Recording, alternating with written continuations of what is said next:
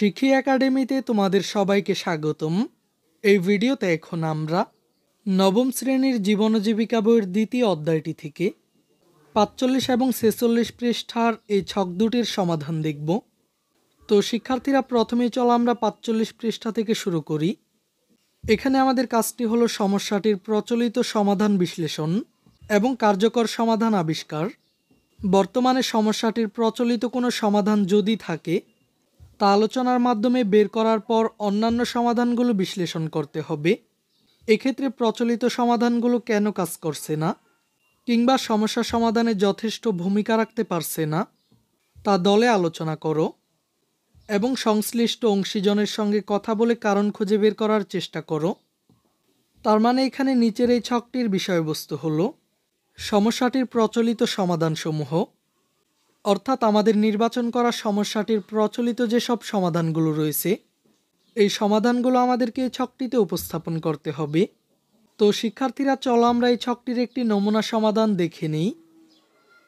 এখানে আমাদের কাজটি হলো আমাদের নির্বাচিত সমস্যাটির প্রচলিত সমাধান বিশ্লেষণ এবং কার্যকর সমাধান আবিষ্কার। তো শিক্ষার্থীরা, চলো আমরা আমাদের নির্বাচিত সমস্যাটির প্রচলিত সমাধানগুলো দেখে নিই। সমস্যাটির প্রচলিত সমাধানগুলো হলো শিশু কিশোরদের সামনে মোবাইল ফোন কম ব্যবহার করা, তাদেরকে সবসময় সৃজনশীল কাজে ব্যস্ত রাখতে হবে, তাদেরকে যদিও মোবাইল ফোন দিতে হয় তাহলে সময় বেঁধে দিতে হবে, এরপর শিশু কিশোরকে নিয়মিত খেলাধুলার সুযোগ করে দিতে হবে, মোবাইল ফোনে কোনো ধরনের ভিডিও গেমস না রাখা, এরপর শিশু কিশোরদের সাথে সময় কাটানো, গল্পগুজব করা এবং ঘোরাঘুরি করা। এবার আমাদের মূল কাজটি হলো সমস্যাটির উল্লিখিত সমাধানগুলোর মধ্য থেকে একটি কার্যকর সমাধান খুঁজে বের করা। কার্যকর সমাধান খুঁজে পেতে দলগত আলোচনার মাধ্যমে আমরা আমাদের উদ্ভাবনী শক্তি ও সৃজনশীলতাকে কাজে লাগাতে পারি। সব ধরনের সম্ভাব্যতা যাচাই করার জন্য প্রস্তাবিত সকল সমাধান ভালোভাবে প্রক্ষেপণ করে দেখতে হবে।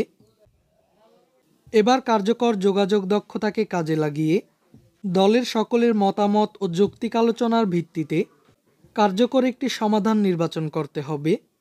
সমাধানটিতে প্রচলিত সমাধান থেকে কতটুকু ভিন্নতা আছে তা বের করতে হবে। একই সঙ্গে প্রস্তাবিত সমাধানটি কেন কার্যকরভাবে কাজ করবে তার ব্যাখ্যা ও বিশ্লেষণ করতে হবে। আমাদের এই ছকটির বিষয়বস্তু হলো সমস্যার কার্যকর সমাধান আবিষ্কার। আমাদেরকে প্রথমে এখানে আমাদের নির্বাচিত সমস্যাটির বিবরণ লিখতে হবে, আর এই অংশে সমস্যাটি সমাধানের কার্যকর উপায় লিখতে হবে। এখানে আমাদেরকে লিখতে হবে এটি কার্যকর সমাধান বলে ভাবছি কেন, আর সবশেষে আমাদেরকে লিখতে হবে কিভাবে প্রস্তাবিত সমাধান অন্যান্য সমাধান থেকে আলাদা। তো শিক্ষার্থীরা, চলো আমরা এই ছকটিরও নমুনা সমাধানটি দেখে নিই। আমাদের নির্বাচিত সমস্যাটির কার্যকর সমাধান আবিষ্কার। প্রথমে আমরা সমস্যাটির বিবরণ দেখে নিই। এলাকার অধিকাংশ শিশু কিশোররা মোবাইল ফোনের প্রতি আসক্ত হয়েছে, যার ফলে তারা পড়াশোনায় মনোযোগী হতে পারছে না। দিনের বেশিরভাগ সময়ই তারা ভিডিও গেমস ও সোশ্যাল মিডিয়ায় সময় কাটাচ্ছে। এরপর নির্বাচিত এই সমস্যাটি সমাধানের কার্যকর উপায়ে শিশু কিশোরদের সামনে মোবাইল ফোন কম ব্যবহার করা, তাদেরকে সবসময় সৃজনশীল কাজে ব্যস্ত রাখতে হবে, তাদের হাতে মোবাইল ফোন দিলে সময় বেঁধে দেওয়া, শিশু কিশোরদেরকে নিয়মিত খেলাধুলার সুযোগ দেওয়া, মোবাইল ফোনে কোনো ধরনের ভিডিও গেমস না রাখা। এবার আমরা দেখে নেই এই সমাধানটিকে কেন আমরা কার্যকর বলে ভাবছি।